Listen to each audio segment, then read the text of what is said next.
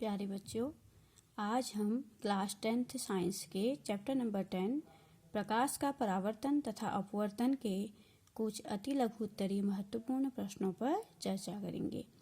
इस चैप्टर से पूछे जाने वाले शॉर्ट क्वेश्चंस में सबसे इम्पोर्टेंट जो क्वेश्चन हैं वे मैंने आपके लिए तैयार किए हैं।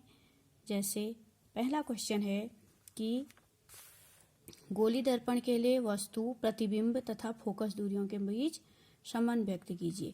जो दर्पण होते हैं उन दर्पणों के लिए दर्पण के समक्ष रखे गए वस्तु, बनने वाले प्रतिबिंब तथा दर्पण की फोकस दूरी के बीच क्या संबंध है।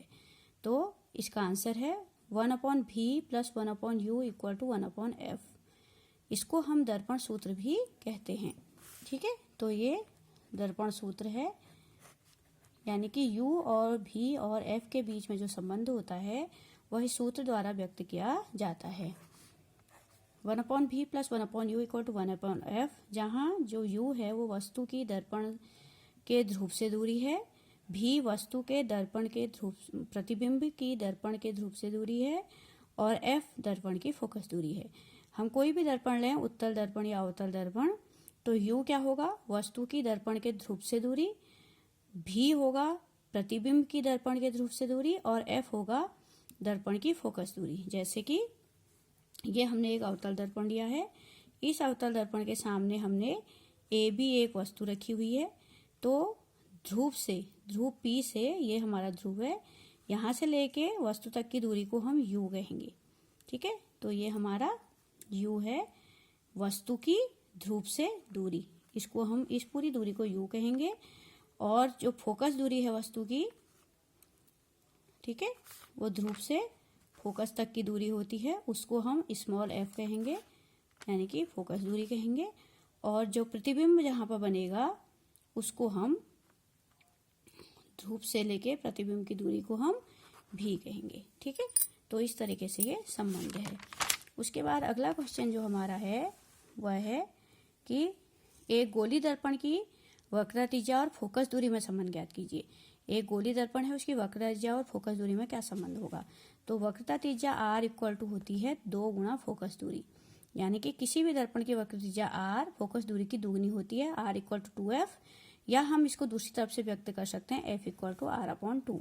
इसी में एक क्वेश्चन भी एग्जाम में पूछा जाता है कि यदि गोली दर्पण की वक्रता त्रिज्या 20 सेंटीमीटर है तो इसकी फोकस दूरी क्या होगी। तो हमने फोकस दूरी निकालनी है और वक्रता त्रिज्या हमें दे रखी है। तो वक्रता त्रिज्या r = हमें दे रखा है 20 सेंटीमीटर और हमें गोली दर्पण की फोकस दूरी यानी f निकालनी है। फोकस दूरी f, अभी हमने आपको बताया था कि फोकस दूरी f जो होती है वो r/2 होती है, यानी वक्रता त्रिज्या की आधी होती है। तो अगर हम 20 / 2 = 10 सेंटीमीटर, ये हमारी फोकस दूरी हो जाएगी। ठीक है, इसी पर जो अगला प्रश्न पूछा जाता है एग्जाम में बहुत अधिक, वो है कि यदि अवतल दर्पण में वस्तु फोकस और वक्रता केंद्र के बीच स्थित है तो प्रतिबिंब कहाँ पर बनेगा। तो इस पर मैंने आपको पहले सारी अवतल दर्पण के सामने रखी वस्तु के 6 स्थितियों के लिए प्रतिबिंब की स्थिति समझाई थी पिछले लेक्चर में। तो यदि अवतल दर्पण में वस्तु फोकस और वक्रता केंद्र के बीच में रखी हो तो उसका प्रतिबिंब जो बनेगा वह दर्पण के सामने वक्रता केंद्र तथा अनंत के बीच बनेगा, वास्तविक बनेगा तथा उल्टा बनेगा। ठीक है, प्रतिबिंब कहाँ बनेगा, दर्पण के सामने वक्रता केंद्र तथा अनंत के बीच, वास्तविक तथा उल्टा बनेगा। अगला क्वेश्चन जो आता है, शेविंग के लिए किस प्रकार के दर्पण का प्रयोग किया जाता है। तो अवतल दर्पण, शेविंग बनाने के लिए अवतल दर्पण का प्रयोग किया जाता है, क्योंकि चेहरे की महीन से महीन चीजों को देखने के लिए अवतल दर्पण का प्रयोग किया जाता है। अगला क्वेश्चन है, वाहनों में पश्चिम दृष्टि दर्पण के रूप में कौन सा दर्पण प्रयोग होता है। तो इसका आंसर है उत्तल दर्पण। यह बहुत इंपॉर्टेंट क्वेश्चन है जो हमेशा एग्जाम में पूछा जाता है कि वाहनों में पीछे देखने के लिए किस दर्पण का प्रयोग होता है। तो आंसर है उत्तल दर्पण। अगला क्वेश्चन है, समतल दर्पण की फोकस दूरी कितनी होती है। तो समतल दर्पण की फोकस दूरी जो होती है अनंत होती है, इनफाइनाइट होती है समतल दर्पण की फोकस दूरी। अगला क्वेश्चन जो एग्जाम में पूछा जाता है वह है कि यदि समतल दर्पण के सामने वस्तु तथा उसके प्रतिबिंब की दूरी 17 सेंटीमीटर है तो वस्तु दर्पण से कितनी दूरी पर रखी है।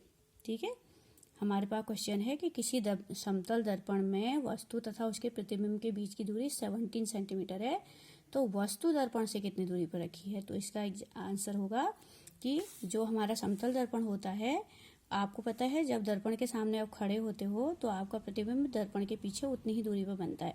तो यहाँ पर प्रश्न दिया है कि वस्तु और प्रतिबिंब के बीच की दूरी 17 सेंटीमीटर है, तो वस्तु और दर्पण की दूरी कितनी होगी। ठीक है, ये हमारा समतल दर्पण है। तो दर्पण और वस्तु के बीच की दूरी कितनी होगी। इस दर्पण के सामने वस्तु और प्रतिबिंब के बीच की दूरी 17 सेंटीमीटर है, और हमें ये पता है कि वस्तु दर्पण के सामने जितनी दूरी पर रखी होती है उतनी दूरी पर वहाँ प्रतिबिंब बनता है। इसलिए ये दूरी जो होगी वो 17 की हाफ यानी 8.5 सेंटीमीटर होगी। वस्तु का प्रतिबिंब दर्पण से उतनी ही दूरी पर बनता है जितनी दूरी पर वस्तु दर्पण के आगे रखी जाती है या रखी गई है, अतः वस्तु दर्पण से 8.5 सेंटीमीटर की दूरी पर रखी है। 17 का जो हाफ होता है वो 8.5 होता है। अगला क्वेश्चन है, उस उत्तल दर्पण की फोकस दूरी ज्ञात कीजिए जिसकी वक्रता त्रिज्या 30 सेंटीमीटर है। हमें उस उत्तल दर्पण की फोकस दूरी ज्ञात करनी है जिसकी वक्रता त्रिज्या 30 सेंटीमीटर हो। तो यहाँ पर हमें पता है कि जो दर्पण है वह उत्तल दर्पण है, तो वक्रता त्रिज्या r 30 सेंटीमीटर है, तो फोकस दूरी f बराबर r/2 होगा, यानी 30/2 तो 30 डिवाइडेड बाय 2 15 सेंटीमीटर होगा। लेकिन क्योंकि हमें दर्पण का नाम दे रखा है कि वो उत्तल दर्पण है और हमें पता है कि उत्तल दर्पण की जो फोकस दूरी होती है वो प्लस में होती है, तो हमारी जो फोकस दूरी को हम जब दर्पण का नाम दे देंगे, अगर प्रश्न में दर्पण का नाम दिया है तो हमें फोकस दूरी को चिन्ह सहित दिखाना होगा। और क्योंकि उत्तल दर्पण की फोकस दूरी प्लस में होती है, तो उत्तल दर्पण की जो फोकस दूरी होती है वो कितनी होगी, +15 होगी।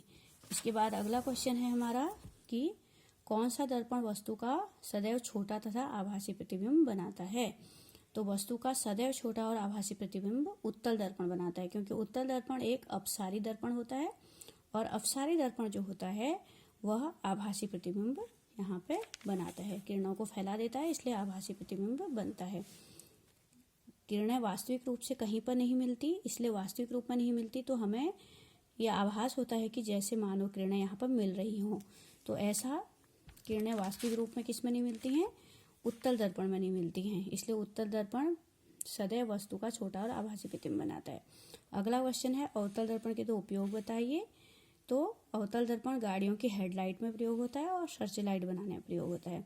अगला क्वेश्चन है, गोली दर्पण के आवर्धन का सूत्र बताइए। तो आवर्धन m होता है -v/u। इसी पर एक क्वेश्चन और आता है कि अपसारी दर्पण का नाम बताइए किसी। तो अपसारी दर्पण वह दर्पण होता है जो प्रकाश की किरणों को फैला देता है जब उस पर किरणें पड़ती हैं।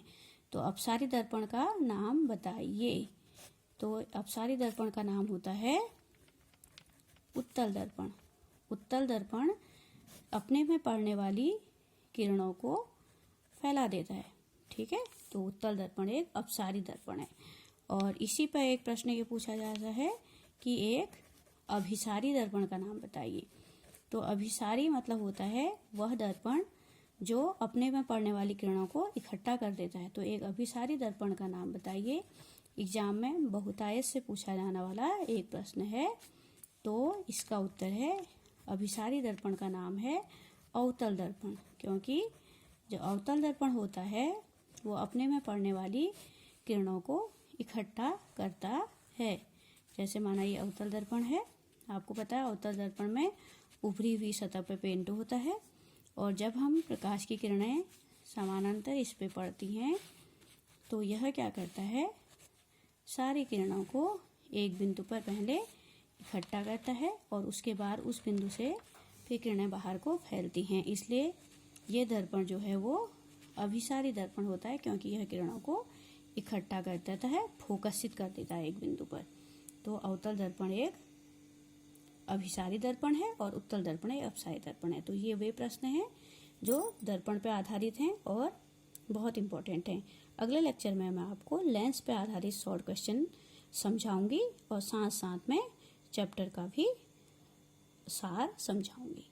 अगर आपको पसंद आया तो ज़रूर लाइक और सब्सक्राइब कीजिएगा।